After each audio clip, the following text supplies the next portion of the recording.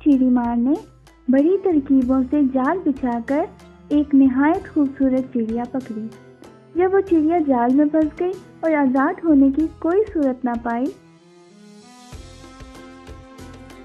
तो चिड़ी मार से कहने लगी, अगर तू मुझे आज़ाद कर देगा मैं तुझे 3 नसीहतें करूँगी जो तेरे बहुत काम आएंगी। इनमें से पहली नसीहत मैं तेरी इसी कैद में रहते हुए कर दूंगी और दूसरी इस दरख्त पर बैठ के करूंगी, जो ऐसी होगी तो जिसे सुनकर तू खुश हो जाएगा, और तीसरी नसीहत जो आला दर्जे की होगी वो ऊंचे पहाड़ पर बैठ के करूंगी।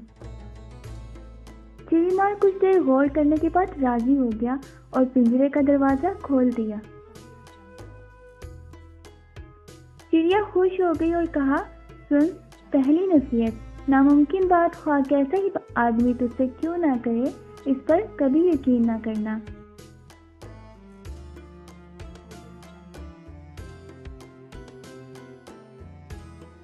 ये कहकर चिड़िया फुर्र से उड़ी और दरख्त पर जा बैठी। फिर उसने दूसरी नसीहत की,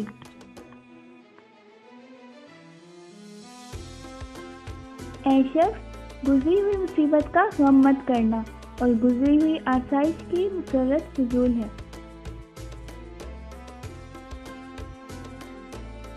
चिड़ी मार ने कहा, इस दूसरी नसीहत का मतलब मैं ही समझा, जरा खुलकर बयान कर।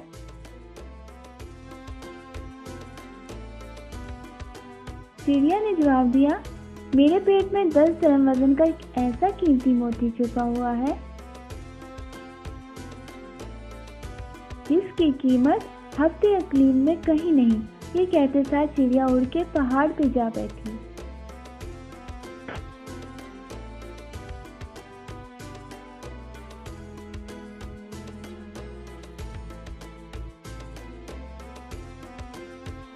इतना सुनना था कि चिड़ी मार ऐसे रोने लगा, मातम करने लगा जैसे उसका बच्चा मर गया हो।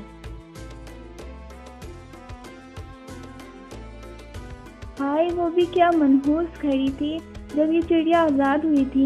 इसने मुझे हथेली पर जन्नत की झलक दिखाकर लूट लिया। जब वो खूब रो चुका तो इस चिड़िया ने इससे कहा, अरे ओ अहमद, मैंने तुझे पहले नसीहत की थी कि गुजरी बात का गम मत करना। जब वो हो ही चुका तो इस पर रोना पिटना और अफसोस करना किस काम का। मैंने तुझे पहली नसीहत ये की थी कि नामुमकिन बात का कोई यकीन मत करना, ख्वाह वो बात कैसा ही आदमी तुझसे क्यों ना कहे।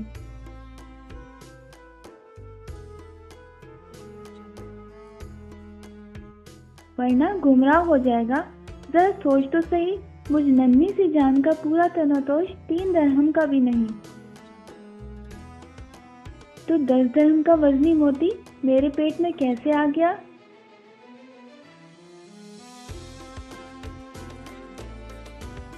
ये सुनकर चिड़ी मार रोना धोना भूल गया और हैरत से चिड़िया को तकने लगा और बोला, ऐ नन्ही चिड़िया, अब वो तीसरी नसीहत भी कर दे जिसका तूने वादा किया था।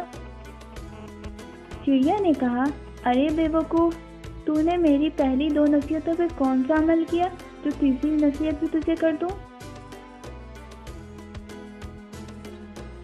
तीसरी नसीहत तेरे जैसे बेवकूफ़ के लिए नहीं। ये कहते हुए चिड़िया खुशी से चहचहाती हुई जंगल की तरफ उड़ गई।